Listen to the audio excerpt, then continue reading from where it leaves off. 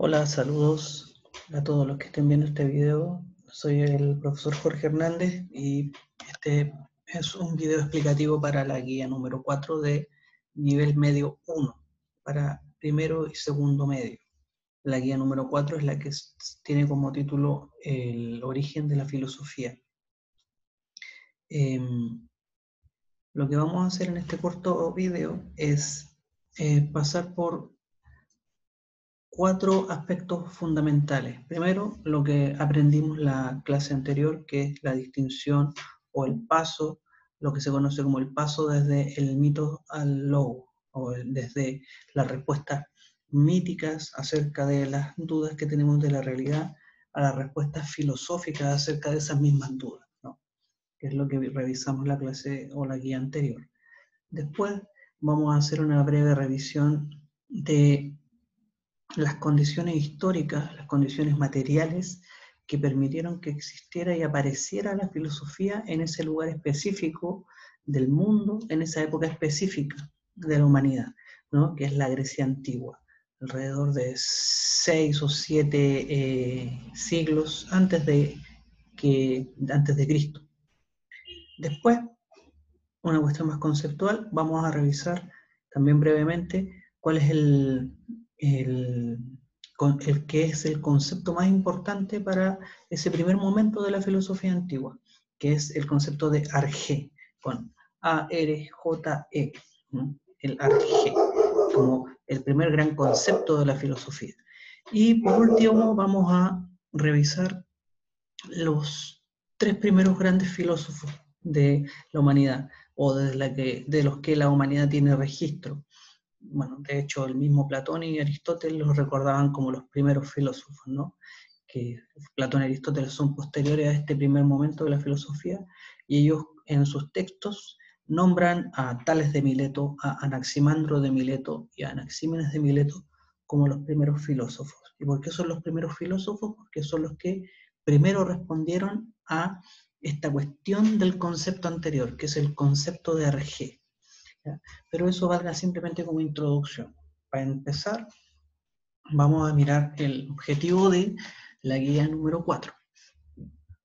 La guía número 4 tiene como objetivo reflexionar sobre la naturaleza de la filosofía, específicamente en comparación y contraste con los mitos de pueblos originarios, religiones establecidas y las ciencias, ¿no? Entonces, tratar de distinguir este pensamiento o este modo de pensar específico que es la filosofía de otras formas de abordar la realidad, como por ejemplo es la religión o el mito.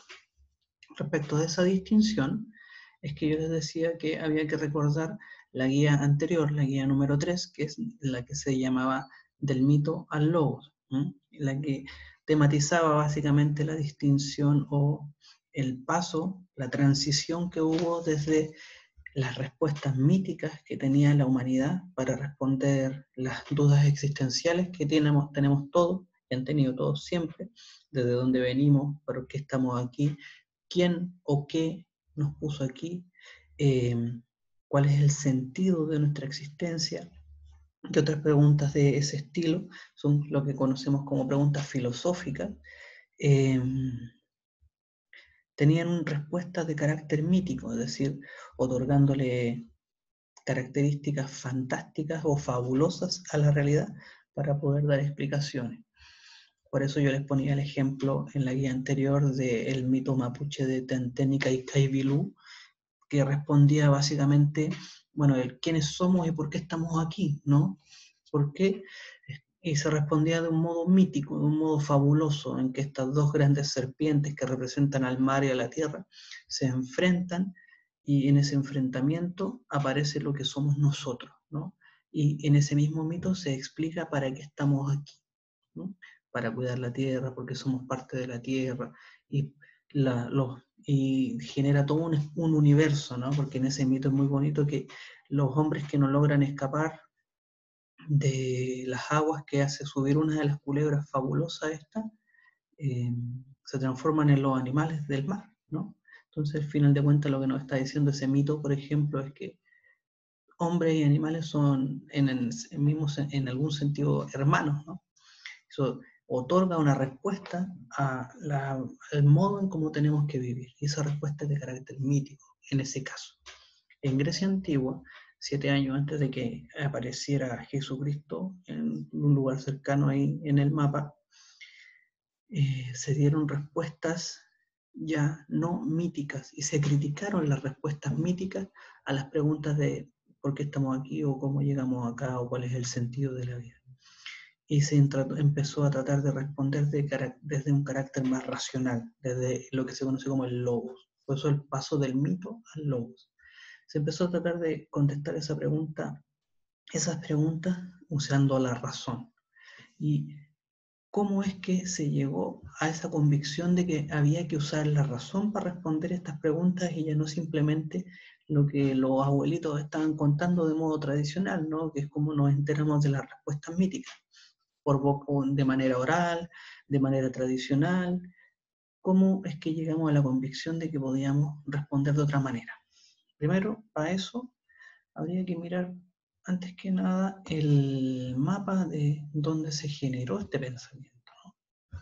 Y tengo simplemente como para que vamos ubicándonos, esto es Europa, esto es lo que actualmente conocemos como Italia, esto es todo este espacio de aguas es el Mediterráneo, y ahí en Atenas, en este espacio, es donde nace la filosofía.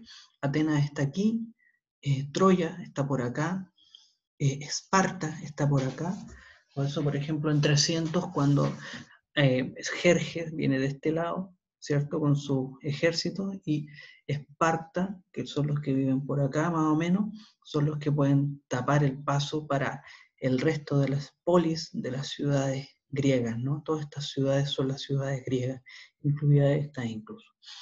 La ciudad griega donde nace la filosofía es Mileto, ahí. ¿Por qué nace la filosofía en este espacio, en este territorio específico? Hay algunas respuestas, ¿no? Por ejemplo, se ha dicho que las condiciones de vida de ese espacio tienen mucho que decir en la explicación de por qué nace la filosofía ahí. Primero, el comercio. ¿Por qué el comercio? Porque como ustedes vieron, todas esas polis griegas que están ahí rodeando Atenas, rodeando Mileto, etc., provocaban que vinieran navegantes de todos los lugares del mundo conocido, ¿no? Viniera gente de Asia, viniera gente de Europa, viniera gente de África, ¿sí? Y se reunían en estas polis griegas, en los comercios, en las plazas, conversaban, traducían sus idiomas, se presentaban a sus dioses alternativos, cada uno venía con sus creencias, y ese comercio, esas transacciones comerciales que se hacían en las ciudades griegas implicaban un contacto cultural que hizo que estas personas se dieran cuenta que sus creencias no necesariamente eran las únicas creencias válidas y posibles en el mundo. La religión griega tenía una flexibilidad muy alta, no tenía ningún texto sagrado como nosotros tenemos, por ejemplo, la Biblia, o los musulmanes tienen el Corán, ¿no? No hay un libro específico que dé todas las respuestas para la religión griega. Entonces eso también hace que estén abiertos a escuchar explicaciones religiosas alternativas. La división del territorio, en el sentido de que, como pudimos ver en el mapa que les mostré, hay diferentes polis o ciudades-estado, es decir, ciudades que responden cada una de diferente manera, con leyes distintas al comportamiento humano. Entonces, habían cosas que estaban permitidas en Atenas o Esparta que no estaban permitidas en Mileto o en Éfeso, por decir ejemplos simplemente.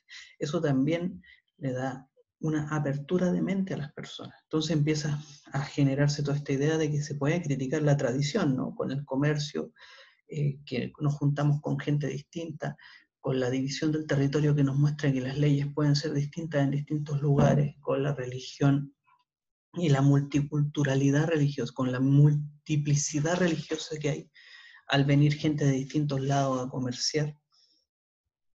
El desarrollo económico es una de las respuestas interesantes también, porque al haber mucho desarrollo económico, se generaron mucha comodidad, mucha holgura económica.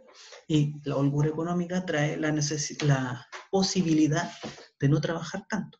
Y esos espacios de ocio también fueron muy importantes para que naciera la filosofía. Y un último punto es que los griegos y todas estas ciudades griegas eran de algún modo herederos de la ciencia y los avances tecnológicos y científicos que las culturas y civilizaciones anteriores habían podido alcanzar, ¿no? Babilonios y egipcios habían logrado ciertos avances en ciencia y tecnología que les sirvieron. Entonces, todas esas características dan pie a que se nazca un pensamiento como la filosofía que critica al mito. Entonces, ¿cuál es el concepto? Segundo punto, ¿cuál es el concepto de arjé? ¿Por qué nace el concepto de arjé y por qué es importante para este momento de la filosofía? Porque lo primero que se empiezan a preguntar los primeros filósofos es, bueno, si no fueron los dioses míticos los que crearon la realidad como la conocemos, ¿qué es lo que la crea? ¿Por qué la realidad existe de la manera que existe? Y empezaron a pensar formas de explicarlo. Y una de las formas que ganó mayor importancia fue la de decir, tiene que haber un elemento en el mundo que compone a todas las demás cosas. Si yo, por ejemplo, tomo una piedra, la descompongo en dos pedazos, y ese pedazo la descompongo en dos más, y eso así sucesivamente, debiese en algún momento llegar a una cosita chiquitita que sea un elemento que no se puede dividir, o una especie de átomo, si ustedes quieren. Eso es el arjé para los primeros filósofos griegos. La respuesta que ellos encuentran a explicar por qué la realidad es de esta manera, es decir, porque hay un arjé, hay un elemento primario que compone todas las cosas que hay en el mundo. Y lo que nosotros debemos hacer como filósofos, dicen ellos, es encontrar cuál es esa cosa. ¿Qué cosa es el arjé? ¿Qué cosa es ese origen de la existencia? La palabra arjé, si ustedes se dan cuenta, es la que da raíz a palabras como arqueología, ¿no? Que es la arqueología como el estudio del origen. Y ahí vienen las respuestas de estos tres primeros grandes filósofos, ¿no? Tales de Mileto, ¿no? Que respondió que el arjé era agua, entre otras cosas porque se dio cuenta que muchos de los alimentos que ellos consumían tenían agua, se dio cuenta de que si tú te quedas mirando agua estancada, en algún momento aparece vida ahí. Se cree que todas esas cosas fue las que miró el Tales de Mileto para dar esta primera respuesta, es decir, el elemento principal, el arjé del mundo, es el agua. Él tuvo al menos dos discípulos conocidos. El primero, Anaximandro, que dijo que el origen de las cosas no es algo que tenga un nombre específico, no es algo que sea una cosa concreta, no es que necesariamente sea el agua, sino que es un algo indeterminado, algo que no tiene una determinación específica, no es algo concreto. Y de ese algo indeterminado es que nacen todas las cosas que son determinadas. ¿Ya? Sí, es un poco enredosa la respuesta que dio Anaximandro, pero es bastante inteligente por lo mismo, ¿no? Es un nivel de abstracción que él dice, si si el agua es la primera cosa del mundo, ¿cómo explico, por ejemplo, el fuego, que es lo contrario? Entonces él dice, bueno, voy a explicarlo a partir de algo indeterminado. Y Anaxímenes es otro de los primeros filósofos griegos que él propuso que el aire era lo más originario de la existencia, ¿no? Todo lo que estaba compuesto en el mundo estaba compuesto de aire. Más juntito, las cosas apretadas, las cosas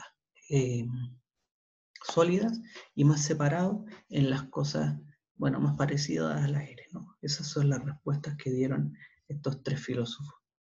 Espero que haya quedado claro, las actividades están ahí, no creo que les traigan mayor problema, así que dejo hasta aquí la clase. Cualquier duda, voy a escribir el correo electrónico para que lo tengan y no quede ninguna duda. Profe Jorge Filosofía